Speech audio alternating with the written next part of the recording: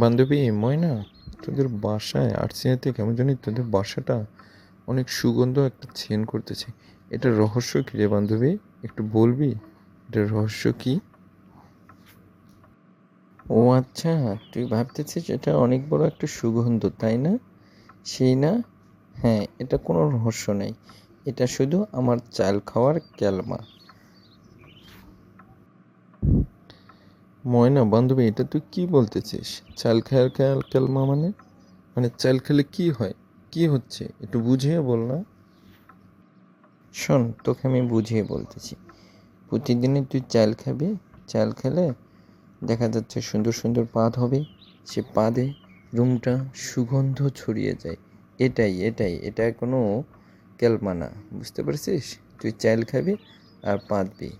দেখ না, আমার পরিবারের সবাই আমাকে ভালোবাসে, কারণ আমাদের আর সুগন্ধ কিনতে হয় না। আমি চাল খাই আর পাদি, এই সুগন্ধতে আমাদের রুমটা কত সুন্দর ভরিয়ে থাকে। দেখিস না, অনেক হ্যাপি আছি আমরা। আর জানিস, রুমে যখন দুর্গন্ধ হয় তখন তো পরিবেশগতভাবে খারাপ দেখা যায়। তার জন্য এই চাল খেয়ার পাতি পরিবেশগত দিক থেকে অনেকটা ভালো আছে, বুঝতে পারছিস? তুই এই কাজটা কর, তোর পরিবারও তোকে অনেক ভালোবাসবে। ময়না বান্ধবী, তুই আমার সাথে এটা কি করলি বান্ধবী? কি করলি? এটা করা তুই ঠিক করিস নাই বান্ধবী। বান্ধবী, কি আবল তাবল বকতেছিস? আমি আবার কি করলাম? কি এমন করছি যে তুই কান্না করতেছিস? ময়না, তুই কি করিসনি তাই বল। তোর কথা মতো আমি চাল খেয়ে পেদেছি। বাধার কারণে বাসার থেকে আমাকে বের করে দিয়েছে। এখন আমি কোথায় যাব? আমার যাওয়ার তো কোনো রাস্তা নাই। আমি এখন খুব অসহায় অবস্থায় আছি। আমাকে 2-3 দিন তোদের বাসায় থাকতে দে বান্ধবী, কি করবো আর। বুঝলাম না, তুই চাল খাচ্ছিস, পা দিচ্ছিস, আচ্ছা তোর সুগন্ধ হওয়ার কথা, তুই তোকে বাসাতে বের করে দিল, কারণটা কি? বুঝলাম না, ব্যাপারটা ভালো করে বুঝিয়ে বলতো।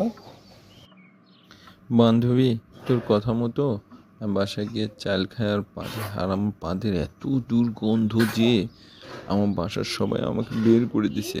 আমার যাওয়ার আর কোনো রাস্তা থাকলো না। তোর বুদ্ধি শুনে আমি অনেক বিপদে পড়ে গেছি বান্ধবী। আমি বুঝলাম না বান্ধবী, এমনটা তো হওয়ার কথা না। আচ্ছা আগে বলতো, তোর কোন চাল খাইছিস? কেন এরকম হলো বলতো দেখি, কোন চাল খাইছিস? বান্ধবী, তুই তো জানিসই আমাদের আর্থিক অবস্থা একটু অন্যরকম। তা আমরা তো কন্ডোমের চালে কিনে খাই রে বান্ধবী। এই কন্ট্রোলের চাল খাওয়ার কারণেই তো আজকে আমার অবস্থা। আমি বুঝতে পারছি বান্ধবী, তুই তো একটু ভুল করে ফেলেছিস। তুই তো এই যে কন্ট্রোলের চালগুলো খাস না, এগুলো তো অনেক হলো মোটা চাউল। এসব মোটা চাউলে তো কোনো ছেন হওয়ার কথা না। তুই ওই যে বাঁশপতি চাল খাবি, বাঁশপতি দেখাস না, বাঁশপতি চাল খাই আর আমাদের রুমটা কত সুন্দর ছেন। বাঁশপতি চাল খাবি আর দিনে 50-60টা পাদ মারবি, রুম খালি ছেনে ভরে থাকবে। যখন আত্মীয় স্বজন আসবে তখন তুই পাদবি আর পাদবি, তোর আত্মীয় স্বজনরাও তোকে ভালোবাসবে, বুঝছিস? সবচেয়ে ভালো এগুলাই। বান্ধবী, তোদের তো টাকা পয়সা আছে, তার জন্য তোর বাসমতি চাল খেতে পারিস। আমরা তো টাকা পয়সা নেই, আমরা কিভাবে করবো কও? আমাদের খুব অসহায় অবস্থা। এখন কি যে করি, আমি বাড়িতে যাব কিভাবে? আমাকে একটা বুদ্ধি দিয়ে। বান্ধবী, তোকে কোনো টেনশন করতে হবে না, ঠিক আছে?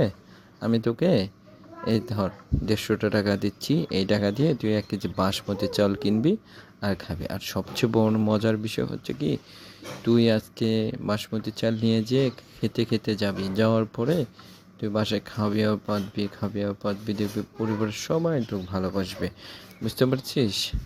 আর এখন তো শীতের দিন, এখন তো আরও একটা মজার বিষয়, মনে কর যে কম্বল ক্যাথার গায়ে দিয়ে সেখানে তুই যখন পাতবি, এই সেন যখন সবার নাকে নাকে যাবে, তখন জানিস না তোকে সবাই অনেক ভালোবাসবে। ঘুম থেকে উঠেই ছেন পাবে, ঘুমাইতে গিয়ে ছেন পাবে, তোকে সবাই অনেক ভালোবাসবে, বুঝতে পারছিস? বান্ধবী, তুই আমাকে একটা কঠিন বা বিপদ থেকে রক্ষা করলে বান্ধবী। তোর কথা মতো তোর ওই 150 টাকা নিয়ে চাল নিয়ে গেছিলাম, খাইতে খাইতে গেছি। পরে বাসায় গিয়ে যখন আমি পাতলাম, তখন তো মা সবাই আমাকে সে আদর করা শুরু করলো।